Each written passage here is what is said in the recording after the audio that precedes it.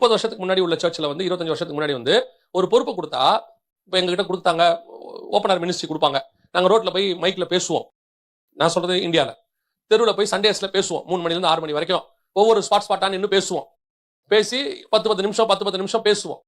பேசும்பொழுது அந்த பொறுப்பை ஒரு நாள் சொல்லுவாங்க, இன்னைக்கு நீங்க ஒரு ஸ்பாட்ல பேசுங்க தம்பி அப்படிம்பாங்க. கர்த்தர் அறிவார், அந்த ஒரு ஸ்பாட்டுக்கு பேசுறதுக்கு காலையிலேருந்து ஜெபம் பண்ணுவோம். ஏன்னா சான்ஸ் கிடைச்சிருக்கு, வாய்ப்பு கிடைச்சிருக்கு, விட்டுறக்கூடாது.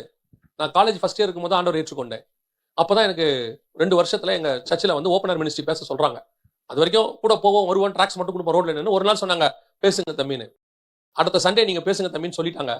திங்கக்கிழமையிலேருந்து வெள்ளிக்கிழமை வரைக்கும் காலேஜில் லஞ்ச் ஹவர்ஸ்ல டெய்லி ஜெபம் பண்ணியிருக்கிறேன்.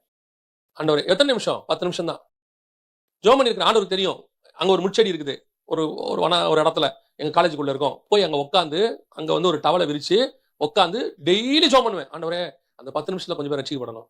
அந்த 10 நிமிஷம் ரோட்ல போற வரவங்க தான், யாரும் நின்று கேட்க மாட்டாங்க. ரோட்ல போற வரவங்க தான்.